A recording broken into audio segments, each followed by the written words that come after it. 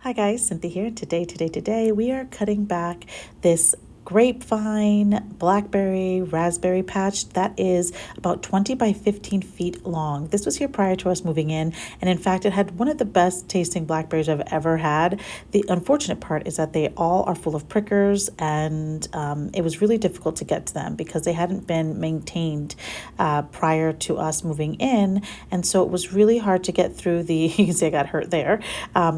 It was really hard to get to the fruit because we had to cut back so many of the dead canes.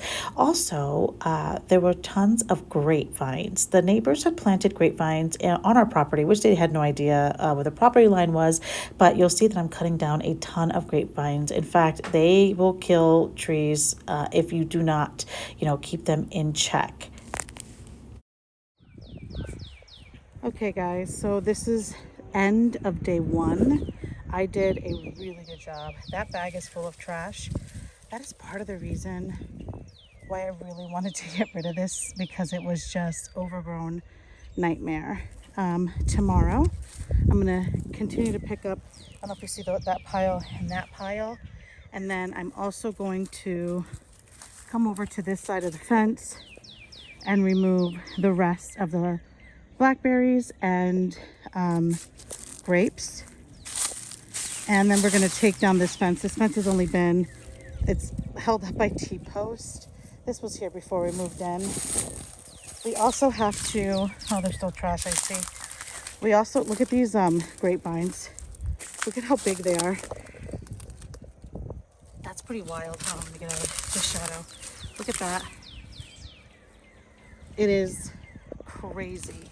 This whole thing was just covered in blackberries, raspberries, and a ton of just like everything. So after I clean up tomorrow, like cut the rest back, clean it up, we're gonna rake this whole area. We're going to pick up all of these sticks so that when the guy comes, he knows exactly, so it's not so hard on his machine. We're just gonna have him till this whole area. I just want to make sure that all the blackberries don't come back, the grapes don't come back. I mean, there's so many stumps everywhere, like everywhere, big stumps, like you see that? It's really bad. I'm looking forward to making this, have a hedge of hydrangeas and everything else, but I'm very proud of myself. I did it all by myself so far. All right, I will see you tomorrow. One thing I wanted to mention before we go is that it looks like there's a form of irrigation here, which I'm gonna try to find. It looks like it goes in the ground. What is this? Oh, it's a hose. Okay, so I get it. They probably just hooked up their hose, but look, it's like, it's weird. Either way, we're gonna get rid of this. Oh, so happy. So the stump grinder guy is here, and I just wanted to show you a before or an after of the before. Oh, I'm so excited to get rid of this. It's a big area. It's gonna be nice to have it gone because, like, neighbors stuff I want to not see anymore. I'm in my house, try not to be sketchy, but he's doing a grind and till. But look how exciting. Ah, you guys, it's happening. I've been wanting to get rid of this patch. I've been living here, what, 5 years? For 5 years. So it's gonna happen. I'm gonna have my hedge, so I don't have to see my neighbor's yard, which is gonna be wonderful. And it's gonna be beautiful. And what's good is that it's still early in the season enough that, like, I think next week we're going back down to the 40s. So things are gonna have time to kind of acclimate and root in and not just like get burnt to shreds. You know what I mean? So I'm really happy about that. I'll show you when he's done because I don't want to be weird out there videotaping him, But yes, look at that cool machine. That is so cool. Anyway, how exciting. Alrighty, so now I'm just putting in these Thuya Green Giants. And I chose Green Giants because I have deer pressure, and these are, semi-deer resistant. I see them all the time and they never touch them. And I think it's because I read somewhere that it's because they're like mixed with like red cedar of some kind, and deer do not like the taste of that. So that's why I chose these. I also chose these because they get really large and really fast. So I was like, yeah, this is what I want. I did get about 4 or 5 of them last year on sale, so I had to winter them over. I only had to buy 2 more to make this a complete hedge. And I really like the look of them. I put so much fertilizer along with, I used biotone, I used plant tone, and I did use some cow manure, or was it mushroom? I think it was mushroom manure. And you'll see that it's just like, I have that shovel, which I absolutely like. I mean, I love it so much. It will get rid of roots and all of that stuff. And because there were grapes in here, you'll see, like, look at that. Like, it was crazy. The stuff I was still ripping out of the ground, unfortunately. But I'm really happy that I did this. And I dug any raspberry or blackberry that I saw still in the ground. I dug them up. Here I'm putting contractor paper down. This is just going to help, I don't know, stop any weeds, but this was just a bad day to do it. You'll see that they end up all blowing away, and I end up holding them down with a little bit of the mulch for now. I had to buy another roll of this because I ran out. I used this paper. What garden did I use it for? Oh, my vegetable garden. When I was, redoing that part of the grounds, I did use some of this, so that's why I had to buy another roll of this. But I am also putting, I don't know if you see around the stumps of all of these trees, these are like little peat moss rings, I think. I got them on Amazon. I'll link them below. I just do that so that it retains moisture, and I find that like critters won't dig into them. I have severe like squirrel and chipmunk pressure, and they love to dig around a root ball. So I've noticed that when I do that, like put this little ring on it, they don't dig. So here I am. I have more than 9 hydrangeas. I think I have like a total of 13 in the back garden. I think I pulled 9, and you can see that they're extremely small and the root balls are not well. They were not doing good back here, so I decided to move them here. They're going to get more sun, and I think it's going to be just a really nice place for them. I spaced them 6 feet apart from the trees, and eventually it won't be good because it's going to need more space. But I also did 3 feet apart from each other. And that's because they're kind of small. And I figured that eventually when they start to get really large, because these are limelight hydrangeas, they're going to get really big. I will just pull out, every other hydrangea if I have to. I did go ahead and put the peat rings around them, and I did also cut back all of the dead stems that you can see. A few of my hydrangeas died that were back there. It was just not a good place for it. I don't know why I would ever think to put limelight hydrangeas in shade, but in my brain at that time, I got these all on sale and I wanted all of them, and I needed to put them in the ground, and that's what I did.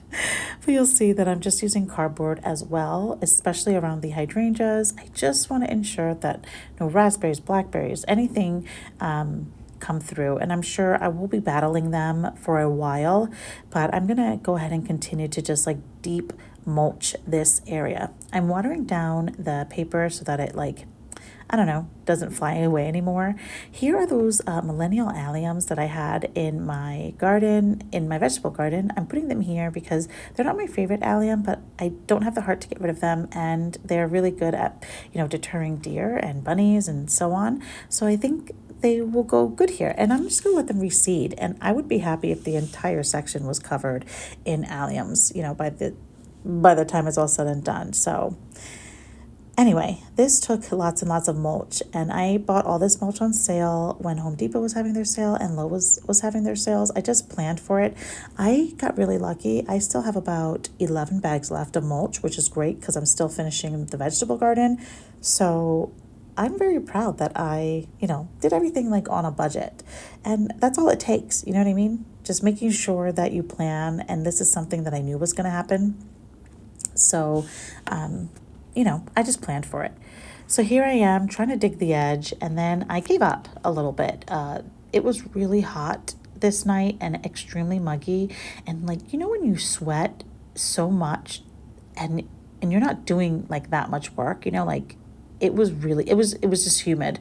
So I went ahead and folded this contractor paper and I just cut all the alliums out. This was kind of tedious, but I really wanted to ensure no weeds come through.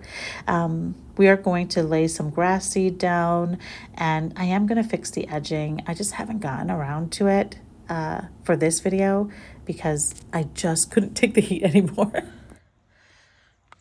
All right, guys. I'm done. I'm gonna call it quits on this project for now. We're supposed to get lots of rain, and it is completely buggy, and it's hot, and I'm tired. But I wanted to just talk a little bit through everything. Let me turn you guys around and show you all the things. All right, so we're gonna do this rather quick. I spaced all the trees 5 feet apart.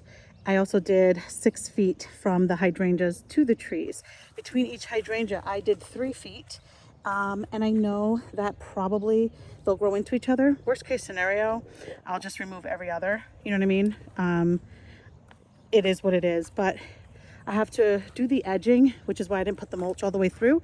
I'm gonna dig out the edging a little bit better and then dig out a deep trench because we're going to go ahead and grass this entire area. And I wanna make sure that the grass doesn't grow onto the new landscaping. I am going to, you see I have lots of mulch here.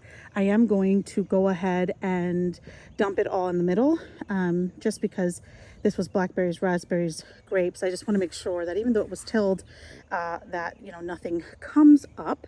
I'm going to do a really thick layer of mulch, and I'm just going to keep doing that. I'm thinking about coming through before I do the thick layer of mulch and planting right behind every hydrangea some foxgloves because I have so many. But I went ahead and, guys, I went ahead and rocked the entire back just to keep the mulch in for now. And I think that looks good. All those rocks were found in the rock bed that I just did. But that is it. I mean, I'm very happy with it.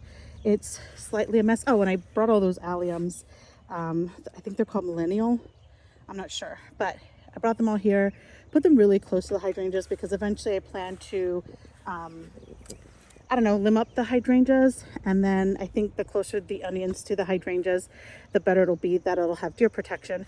I am going to go ahead and get some bamboo stakes and then put some like netting around this entire area just for the season. I want them to kind of grow in and do all the things that they need to do without getting eaten to shreds by deer. I did put Repelzol on the, what are they called? Hydrangeas. But yeah, I think it looks good. I'm excited. I'm going to, so this is the plan. You see how I kind of trenched that deep? I was going to do that, and then I'm getting eaten by bugs, and it's hot and I'm tired. So, so yeah, I'm really pleased with it. Guys, I'm getting eaten to shreds. But anyway, I wanted to say goodbye and thank you for watching. And if you're not subscribed, I'd love to have you. And remember, if you didn't get it done today, there is always tomorrow.